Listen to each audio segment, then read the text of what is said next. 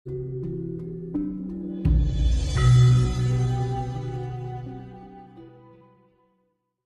lagi, bukan berarti saya mengingkari surga dan neraka. Bukan, saya cuma mengatakan bahwa surga dan neraka tidak seperti yang kita bayangkan sekarang. Tapi kalau kemudian ada orang yang membayangkan, Pak Guru, membayangkan bahwa, oh saya di dunia sengsara nggak apa-apa. Nanti yang penting saya dapat kerajaan emas atau dapat pendamping sekian banyak itu ya. Dia membayangkan bahwa dia hidup ideal di sana. Nah, apakah itu terjebak dalam utopia kalau seperti itu? Orang yang seperti itu adalah orang yang nggak akan masuk surga. Yang nggak akan masuk surga. Iya. Orang yang mengharapkan masuk surga malah nggak akan mendapatkan surga. Bukan. Maksudnya masuk surga yang kayak tadi ya, yang dalam imajinasinya dia tadi. tidak sedang berharap masuk surga, dia sedang menggunakan istilah surga untuk menenangkan jiwanya yang salah.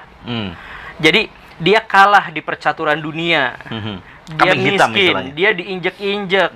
Kemudian gimana caranya agar hatinya menjadi lebih tenang ketika ditanya sama orang, kenapa kamu kayak gitu?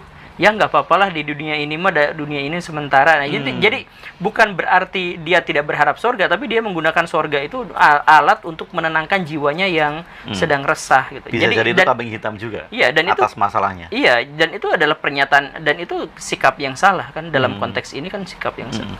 Nah, Pak Guru, kalau kemudian tadi tentang fanatisme tadi, karena ada dua fanatisme yang kita lihat. Ada fanatisme agama dan ada chauvinisme. Fanatisme terhadap ajaran lokal gitu. Bahwa sekarang kita sedang ada, kalau di media sosial itu banyak sekali yang mengkampanyekan kebangkitan ajaran lokal, di mana kemudian ada paradigma bahwa ajaran lokal ini akan menyingkirkan agama-agama yang sudah ada gitu kan. Bahkan kemudian kalau kampanye ini besar, apakah itu hanya memindahkan tentang fanatisme, Pak Guru?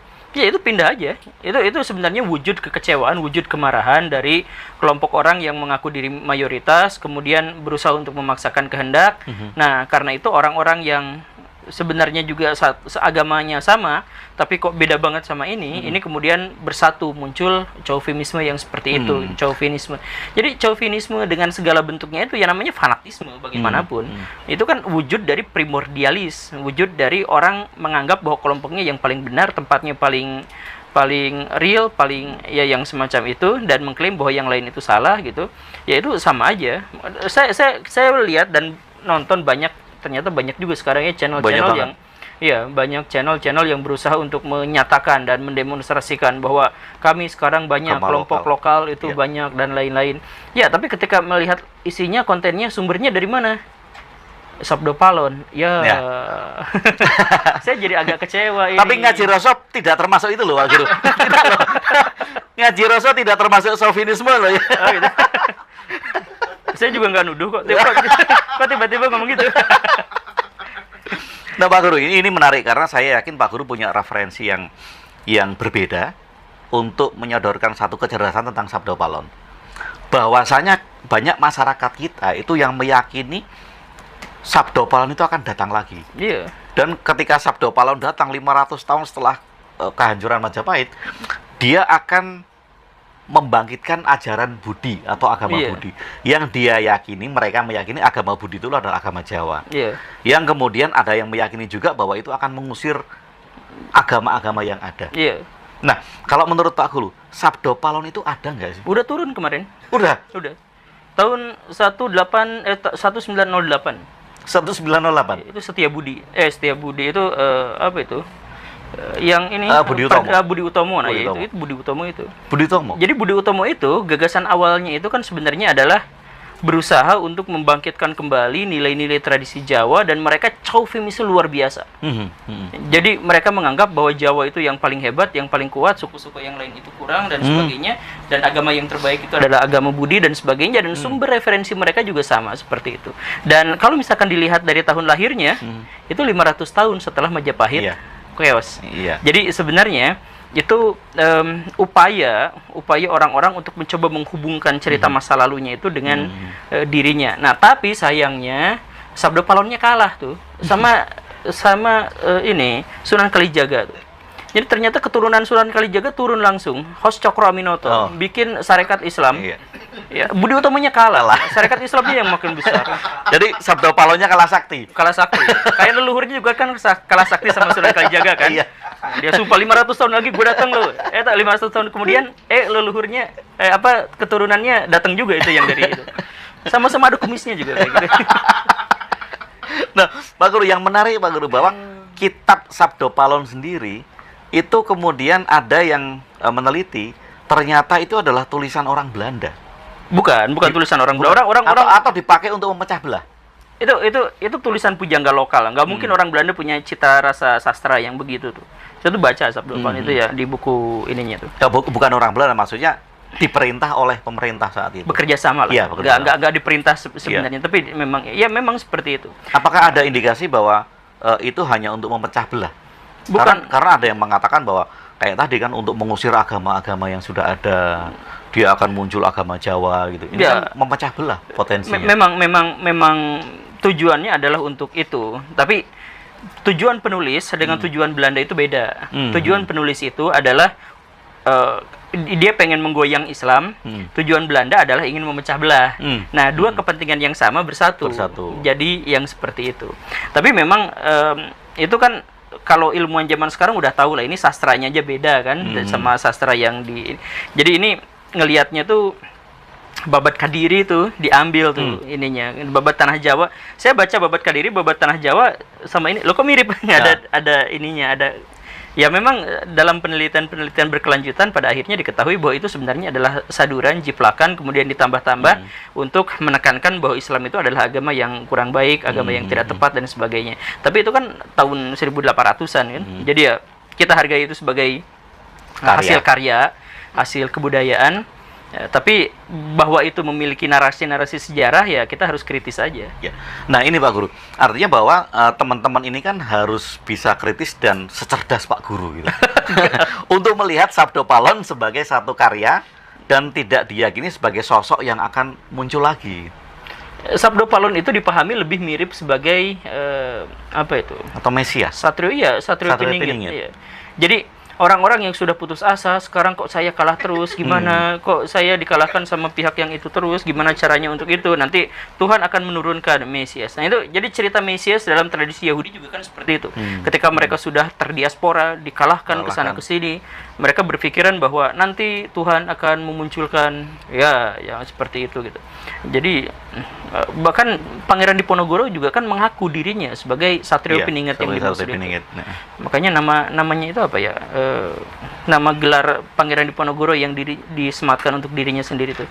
Karena dia mengaku sebagai Satrio Piningit. Karena dia mengaku sebagai Satrio Piningit. Jadi tidak tertutup kemungkinan itu banyak orang-orang sekarang juga mengaku sebagai Satrio Piningit ya. Wah, saya pilihan ini calon presiden ke 2024 nanti adalah Satrio Piningit. Saya Satrio Piningit. Kalau itu saya percaya. Karena subscribernya banyak. Viewernya banyak. Itu kalau tidak Satrio Piningit nggak bisa. Nggak bisa loh. Ini tuh diiriin sama Ferry Irwandi. Loh, Ferry Irwandi itu bikin konten sudah sangat teliti, gambarnya bagus, kemudian dimensinya bagus. Kok viewernya kalah sama Pak Guru? Itu kalau bukan Satrio Piningit apa coba? Satrio Pemumut itu. Nah, itu ada satu konten menarik di Pak Guru yang mengatakan bahwa bukti Tuhan tidak maha adil. Oh iya. Nah ini kan sangat menggelitik Pak Guru. Nah bisa dijelaskan dikit Pak Guru, kenapa kok memakai judul bukti Tuhan tidak maha adil? Konten yang mana ya? Tapi saya lupa konten yang mana. Tapi maksud saya sebenarnya adalah manusia itu gak boleh adil. Manusia itu peradabannya mustahil adil. Jadi gak bisa adil tuh.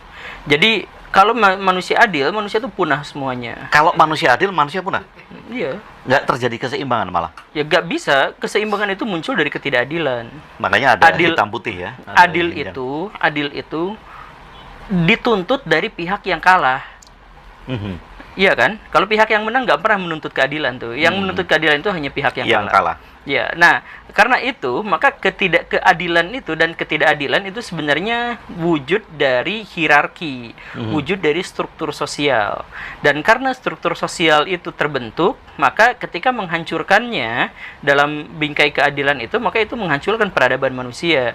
Yang saya contohkan itu dulu seperti ini, salah satu contohnya gitu ya. Kalau kita nonton bola, yang paling dihargai itu striker, katakanlah Lionel Messi. Padahal Messi itu dia hanya menjebol gawang lawan itu 1/5. 5 upaya dia ngegolin baru 1. Dan dia dihargai luar biasa, iklannya paling banyak, gajinya paling banyak. Bandingkan dengan kiper. Kalau kiper menepis 1 dari 5, itu langsung dipecat di hari itu juga. Dia paling sedikit gajinya, paling tidak terkenal, resikonya paling besar. Dan tuntutannya paling banyak. Loh, kok bisa? Tapi coba kalau misalkan adil aja semuanya gitu ya. Jadi kiper sama ini nilainya sama gitu ya. Ya akhirnya nggak akan ada entertainment di situ. Nggak akan ada, ya, dan akhirnya nggak bisa seperti itu. Dan ini juga kan sebenarnya dipertanyakan sama Karl Marx gitu. Dan ketika Karl Marx berusaha untuk menciptakan masyarakat yang ideal dengan keadilan, wujudnya jadi ketidakadilan. Jadi sistem ekonomi yang adil itu seperti apa? Sistem ekonomi yang adil itu yang mengakomodasi keserakahan manusia. Itu poinnya. Karl Marx berusaha melarang itu dan menggantikan dengan keadilan. Jadi kalau misalkan sekarang kapitalisme itu gara-gara keserakahan gitu. Ketika dia berusaha untuk menghilangkan keserakahan itu, jadi komunisnya jadi kacau, jadi hancur gitu. Jadi saya lupa di mana saya mempertanyakan Tuhan Maha tidak adil. Tapi kalau misalkan ada yang menceritakan keadilan itu begitu. Ada orang yang apa ya, Pak Guru menceritakan satu peristiwa yang orang itu dalam kondisi perang, kemudian ada juga tentang sepak bola tadi disangkutkan dengan itu gitu. Ya, jadi Tuhan tidak maha adil dong. Ya, kembali ke yang tadi itu, definisi adil? Jadi definisi adil itu akhirnya harus kita reduksi menjadi definisi adil yang tidak kita pahami. Sebab kalau definisi adil yang kita pahami itu akhirnya menjadi rusak. Makanya itu Aristoteles sampai pecah jadi 2, itu adil begini dan adil begitu gitu. Tapi intinya adalah upaya manusia untuk mencoba untuk, jadi harus saya jelaskan gini nih. Masalah utama dari adil itu adalah bahwa kita melihatnya dalam sudut pandang etika. Etika? Itu sudut pandangnya etika. Nah, etika itu seringkali tidak sesuai dengan realitas. Ya, etika tidak sesuai dengan realitas. Iya, akhirnya memunculkan paradoks-paradoks. Nah, termasuk juga yang tadi itu, Tuhan maha begini, Tuhan maha begitu. Konsepsi-konsepsi itu, kalau misalkan dipahami dengan bahasa manusia, akhirnya memunculkan paradoks-paradoks. Makanya misalkan orang ateis dari dulu sering mengajukan sebuah pertanyaan yang jadul banget gitu lah. Bisakah Tuhan menciptakan batu yang tidak bisa diangkat sama dirinya sendiri gitu ya? Kan semacam itu gitu ya. Ya paradoks-paradoks itu muncul dari konsepsi-konsepsi kita untuk bisa memahami Tuhan. Makanya saya bilang tadi, sejak awal saya nggak usah paham sama Tuhan, saya udah kenal kok. Nggak perlu dijelaskan? Nggak bisa. Nggak perlu dibuktikan? Nggak usah. Nah, kalau masalah adil tadi Pak Guru, kemudian bagaimana kalimat yang ada di Undang-Undang Dasar mewujudkan masyarakat adil dan makmur? Iya. Ya makanya apakah itu perlu direvisi? Itu nggak harus direvisi karena di dalam Quran juga maha adil, kalian harus berbuat adil dan sebagainya. Adil itu yang saya permasalahkan itu adalah bahwa adil itu adalah bukan frasa. Adil itu adalah diksi atau konsepsi tentang etika. Ya, yang tadi itu etika itu seringkali tidak sesuai dengan realitas dan kita tidak mungkin bisa mencapai keadilan. Adilan di mana sih ada di dunia orang yang bisa menciptakan keadilan? Kan nggak bisa. Jadi di kalimat Undang-Undang Dasar ya oke aja ya. Mewujudkan masyarakat adil dan makmur itu ya. Ya nggak apa-apa kan. Etika itu utopia kan. Ya untuk tadi biar jadi ideal ya kita melangkah ke arah ideal aja udah bagus kan, kita berproses ke sana. Atau nanti agar kita termotivasi untuk bergerak. Ya seperti itu. Jadi bukan berarti kita mengabaikan orang-orang yang tidak beruntung, fakir miskin dan sebagainya, bukan berarti seperti itu. Cuman secara filosofis kita nggak menemukan relevansi adil itu bagaimana sih gitu. Ya, Pak Guru. Sekarang kita beralih ke tentang ini kita ngomong kesana kesini nggak apa-apa? Nggak apa-apa, biasa ngaji rosa itu kayak gini. Oh, gitu. Nanti ada titipan pertanyaan juga dari teman-teman dari Mas gitu Indra. Ya? Ada titipan. Nah ini sedikit saja. Jadi kalau ada cacat logika. Karena kemarin Pak Guru juga sering mengatakan kan, kalau kita berpikir objektif itu bukan netral, tapi kita berpikir kepada ke arah objek. Tapi kemudian ada beberapa cacat logika yang sering dipakai oleh pemuka, entah itu spiritualitas atau agama, dalam menjelaskan sesuatu. Circular reasoning misalnya. Apakah Tuhan itu ada? Tuhan itu ada. Apa buktinya Tuhan itu ada? Di kitab suci ada. Karena adanya bumi dan seisinya gitu. Loh, mengapa bumi seisinya itu merupakan bukti Tuhan? Ya karena itu diciptakan oleh Tuhan gitu. Nah, ini muter terus gitu. Nah, bagaimana kita menyikapi supaya kita tidak terjebak dengan circular reasoning itu? Gak apa-apa kita terjebak juga asal kita bahagia kan. Jadi sebenarnya yang tadi itu bahasan tentang Tuhan itu adalah bahasan yang anfaedah gitu. Ngapain kita bahas orang kita nggak bisa menemukan apapun gitu di situ. Ya, dan jadi, kalau itu bahagia ya oke ya. Ya udah. Membuat orang bahagia. Iya, nggak apa-apa. Jadi orang hidup dalam kebahagiaan itu lebih penting daripada orang hidup dalam rasionalitas. Supaya mereka nggak perang, supaya mereka nggak saling bermusuhan itu. Iya, tujuan kita hidup itu kan motif kita tadi ya, bertahan hidup dan mempertahankan spesies itu adalah motif hewani kita. Ya, sedangkan tujuan kehidupan kita, motif of everything, motif segala sesuatu itu adalah agar kita bahagia. Jadi ada orang yang sholat, kenapa? Ya tujuannya adalah dia biar bisa bahagia di akhirat gitu. Kenapa saya datang ke sini misalkan ya menerima undangan dari orang yang terkenal gitu. Jadi saya bahagia gitu kan, seperti itu. Jadi motif orang itu sebenarnya adalah untuk berbahagia atau untuk menghindari penderitaan. Jadi kalau misalkan orang sudah hidup dalam situ ya syukur dia sudah mencapai visi hidupnya. Iya, membawa kedamaian. Iya. Oke. Ini terakhir Pak Guru. Sebelum nanti Pak Guru memberikan pesan-pesan untuk teman-teman bagaimana supaya kita bisa hidup berdampingan. Nah, pertanyaan terakhir. Karena ada konten Pak Guru yang mengatakan saya tetap beragama dan bertuhan, dan Pak Guru di konten itu mengatakan alasan subjektif. Alasan subjektif saya mengapa saya masih beragama dan bertuhan. Yang mau saya tanyakan, alasan objektifnya apa? Saya pernah ketemu dengan Tuhan. Makanya kemudian masih bertuhan. Ya. Jadi ada satu kondisi di mana saya mengalami gangguan jiwa. Pernah? Saya sebulan gila itu. Sebulan. Jadi gila secara literal gila. Karena saya pada waktu itu masih zaman SMS tuh. Saya SMS-in teman-teman saya minta dibunuh. Oh, dengan cara paling menyakitkan. Saya nanya langsung, gimana, bunuh saya dong please. Ya gila secara itu. Kemudian saya mendengar suara-suara dari pohon, dari sungai. Jadi mendengar suara-suara. Ya anggap aja itu skizofrenia, anggaplah seperti itu ya. Anggaplah apa. Tapi ya secara rasionalnya saya gila pada waktu itu karena memang ada ya yang tadi itu skizofrenia dan sebagainya, anggaplah seperti itu penjelasan ilmiahnya gitu ya, atau saya dalam kondisi trans atau apa gitu. Tapi pada waktu itu secara apa yang saya alami, saya melihat diri saya sebagai objek gitu, bahwa saya sedang menikmati celupan Tuhan, keintiman yang sangat luar biasa. Itu saya pernah tuh nangis tuh berjam-jam tuh waktu sholat tuh. Dan ya akhirnya sekarang saya dengan seluruh keyakinan saya, semua logika nalar pikiran saya yang tadi itu, ya pada akhirnya juga mentok karena otak saya itu ada otak biologis, nggak jauh dari itu. Saya nggak bisa melampaui apa yang tidak bisa saya lampaui, ya selesai di situ, dan saya bahagia dengan apa yang saya capai sekarang. Dan kadang-kadang termasuk juga kemarin gitu, ini manajer saya selalu marah gitu, selalu protes, jangan ngomong seperti itu gitu. Atau istri saya juga bilang gitu. Tapi saya kemarin juga, kapan ya saya mati ya, kok kangen mati gitu.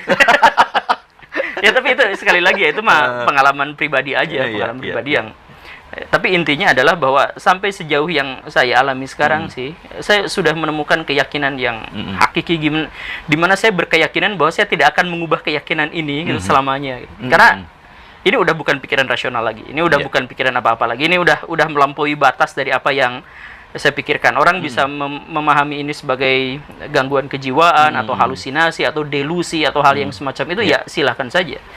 Pada akhirnya kan kebenaran itu menjadi kebenaran yang sepenuhnya pribadi gitu, sepenuhnya intim gitu. Dan sepanjang itu kemudian bermanfaat ya Pak Guru. Iya. Ya artinya malah Pak Guru mendapatkan pencerahan, bisa bikin channel YouTube yang kemudian mencerdaskan orang banyak juga. Atau menyesatkan. Jangan-jangan itu pencerahan gitu ya, yang didapatkan dari lelaku yang itu tadi, yang dianggap gila tadi. Tapi memang di situ tuh akhir dari pengalaman itu tuh emang sebuah perjanjian. Jadi pada waktu itu tuh ada tawaran tuh.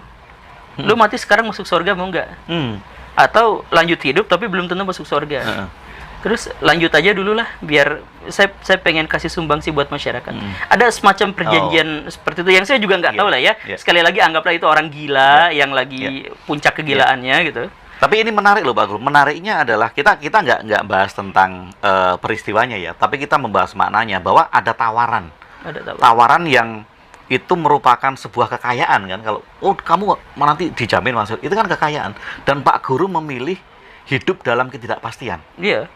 Ini merupakan perjuangan kan? Ya, saya juga nggak tahu kenapa seperti itu, kenapa saya milih itu. Dan saya sekali lagi ya, bukan berarti itu benar gitu. Saya juga nggak tahu itu setan atau siapa gitu kan, saya juga nggak tahu. Tapi saya sudah sampai di sebuah keyakinan gitu, dimana saya nggak akan roba dengan mau logika kayak gimana pun, mau penemuan ilmiah yang kayak gimana pun, ya udah selesai. Bagi saya itu sudah selesai. Dan ini bisa jadi inspirasi loh Pak Guru, kalau bagi teman-teman yang melakukan semedi, melakukan topo, melakukan lelaku, dan mereka ditawarin itu kalau saya menganjurkan inspirasi ini, ditawarkan kekayaan yang maha gaib ya, Pak Guru itu memilih hidup dalam ketidakpastian yang penuh perjuangan. Itu kan inspirasi yang sangat indah sekali gitu.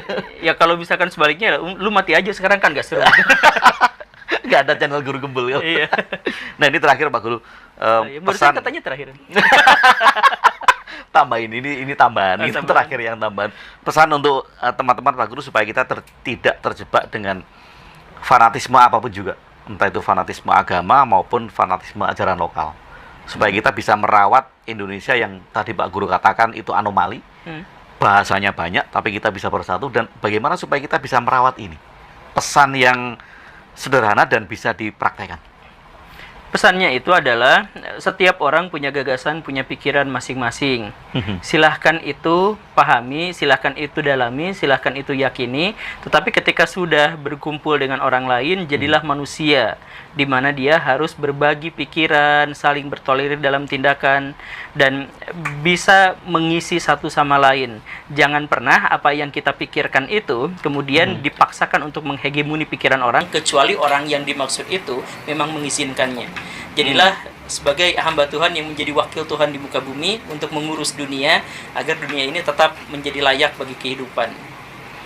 Ini istimewa. Jadilah hamba Tuhan yang menjadi wakil Tuhan di muka bumi. Itu keren banget, supaya kita bisa menciptakan keindahan-keindahan. Oke, baik Pak Guru. Ini ada titipan pertanyaan, hanya 3 kok. Jadi kita nggak lama. Yang satu dari Muhammad Zani. Itu bertanya, Pak Gugem. Wah, Pak Gugem ya. Pak Gugem, mengapa orang yang bergelut di dunia tafsir dan mereka yang bergelut di dunia hadis sungguh berbeda 180 derajat jalan pemikirannya? Betul. Terima kasih buat teman-teman Ngaji Roso yang memberikan kesempatan ini. Nah, ini dulu Pak Guru. Mengapa orang yang bergelut di dunia tafsir dan dunia hadis itu berbeda 180 derajat? Pertanyaan yang menarik dan saya pengen jelaskan dari dulu. Jadi orang-orang yang bergelut di dunia tafsir Quran itu biasanya lebih liberal, lebih santai. Jadi sejak zaman dulu Imam Mazhab misalkan yang fokusnya pada tafsir Quran itu Abu Hanifah, itu lebih liberal menggunakan logikanya. Sedangkan yang fokus pada hadis Imam Ahmad bin Hambal itu saklek gitu. Hanya pada. Nah, kenapa bisa seperti itu? Atau misalkan zaman sekarang gitu, Gus Baha, Quraisy Shihab itu santai sekali, pecinya diginiin gitu ya, dan santai. Tapi kalau misalkan ulama hadis, jenggot, pakai sorban, pakai gamis, dan ya hal yang semacam itu. Kenapa bisa seperti itu? Karena Quran itu lebih umum, lebih general. Jadi bisa ditafsirkan dengan porsi yang juga jauh lebih umum gitu. Makanya misalkan di Quran itu ada ayat tentang ahlul kitab. Di satu ayat itu disebutkan bahwa mereka itu tidak akan diterima di sorga. Di tempat yang lain dikatakan bahwa mereka punya peluang masuk sorga. Nah, ini memunculkan tafsir-tafsir yang beraneka ragam, beraneka macam, dan akhirnya mereka itu terbiasa dengan perbedaan-perbedaan tafsiran pikiran itu. Makanya yang mengkaji Quran itu orangnya memang lebih santuy, lebih adem, lebih nyaman gitu. Lebih bisa menerima Lebih perbedaan. bisa. Nah, sedangkan yang ahli hadis itu fokusnya bukan pada matan hadis, fokusnya bukan pada isi hadis, tapi pada sanad. Jadi pada rangkaian orang-orang yang, dan mereka benar-benar fokus pada memverifikasi hadis itu. Beda sama Al-Quran yang sudah dijamin tidak ada perubahan di dalamnya. Hadis itu besar kemungkinan dia dipalsukan, dan memang dalam sejarah penuh dengan pemalsu.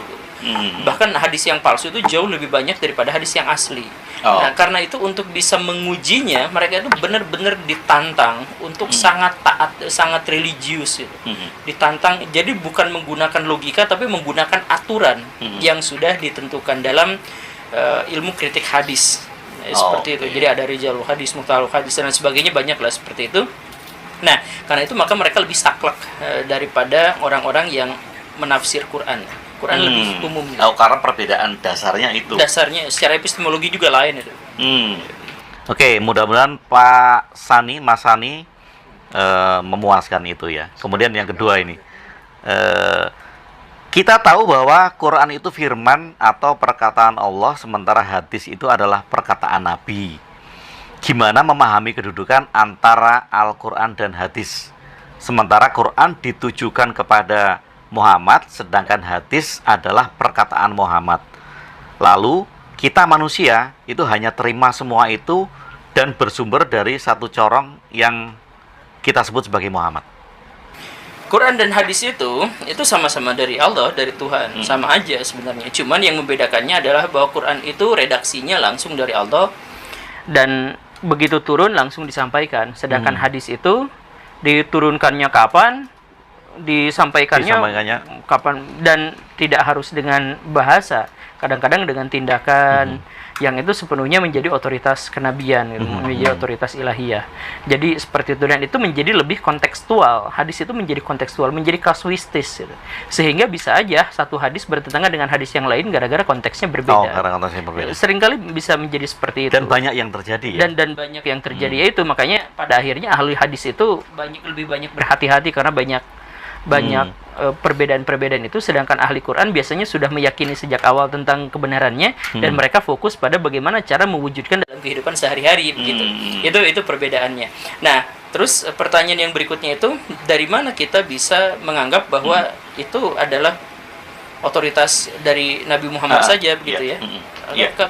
Kalimat tanyanya gimana? Bagaimana kita bisa menerima semua itu tentang Quran dan hadis itu yang hanya bersumber dari yang disampaikan oleh Nabi Muhammad? Bagaimana kita bisa memverifikasi itu? Iya, nah pada bagian inilah yang saya sebut tadi sebagai sebuah kepercayaan gitu. Jadi sering saya sampaikan bahwa ranah agama yang sakral, yang transenden itu bukan ranah di mana pengetahuan, tapi ranah di mana itu urusan kepercayaan. Apa bedanya tahu dan percaya? Itu bertentangan, bertolak belakang. Tahu itu adalah adanya informasi dalam otak yang terkonfirmasi secara indrawi, itu namanya tahu. Sedangkan percaya itu adalah adanya informasi dalam otak tapi tidak terkonfirmasi secara indrawi. Jadi kalau Bapak misalkan sebut kepada saya, Pak Gembul, tadi saya makan batagor loh, misalkan ya, makan siang saya makan batagor. Kemudian saya percaya, itu saya percaya, bukan saya tahu. Saya percaya pada cerita Bapak karena saya tidak melihatnya. Kalau saya melihatnya, oh saya tahu. Konfirmasi oleh indrawi itu. Jadi perbedaan percaya dan tahu itu seperti itu. Nah, ranah agama itu ranah di mana itu percaya karena kita tidak bisa tahu. Jadi misalkan Nabi Muhammad Isra Mi'raj, siapa yang bisa membuktikannya? Siapa yang bisa tahu? Verifikasinya nggak ada. Nggak bisa. Percaya. Nah, karena itu kita memutuskan untuk jadi kepercayaan itu adalah keputusan kita, bukan hasil dari nalar kita. Atau misalkan hasil dari nalar kita yang habis-habisan, lalu kita mengambil kesimpulan bahwa kita akhirnya mempercayai itu. Nah, jadi ya selesai di situ. Apakah saya harus mempercayainya? Saya mempercayainya, itu adalah keputusan saya. Iya. Dan tidak perlu verifikasi karena itu sudah percaya. Iya. Oke, terima kasih Pak Guru.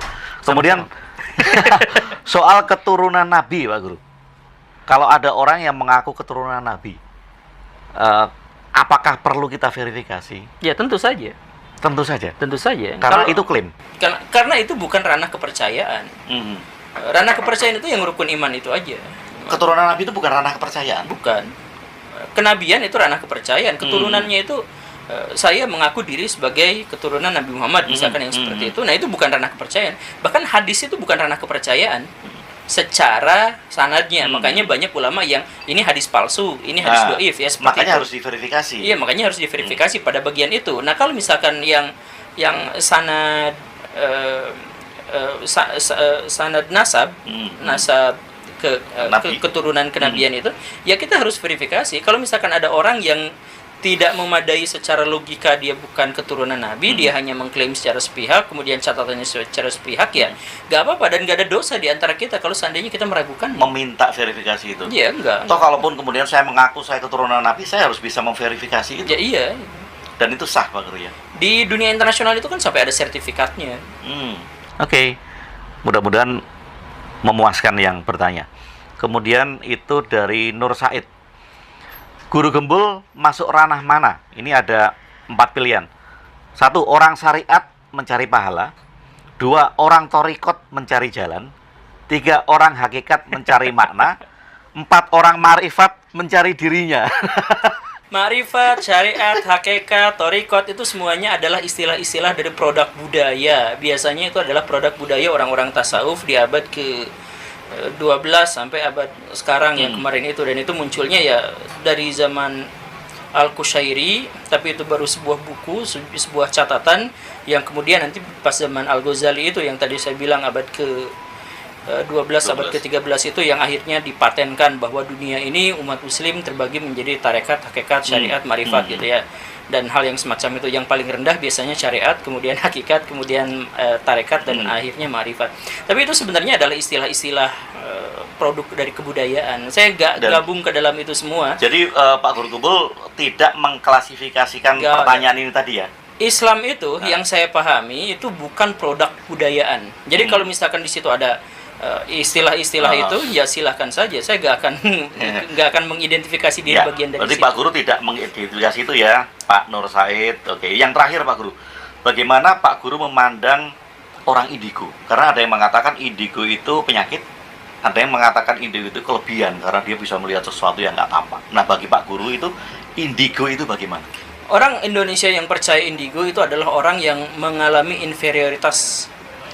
Orang yang percaya dengan indigo adalah orang yang mengalami inferioritas. Karena Indonesia kan punya tradisi sendiri soal mistik. Jadi kenapa harus percaya pada istilah-istilah yang dikembangkan di Barat tahun 1960? Itu kan sebenarnya istilah Barat, istilah Amerika Serikat. Ketika Amerika Serikat mengalami perang dingin, mereka takut luar biasa pada perang nuklir. Amerika Serikat itu chaos di sana itu, dan memunculkan cerita-cerita khayalan. Salah satunya itu adalah indigo yang diambil dari tradisi-tradisi Spanyol yang menyebut bahwa orang yang memiliki aura tertentu itu memiliki kecerdasan spiritual tertentu gitu. Ya, kalau misalkan mau percaya sama hal-hal yang mistik, mendingan ikutan sama yang lokal-lokal gitu. Ngapain juga sama ikut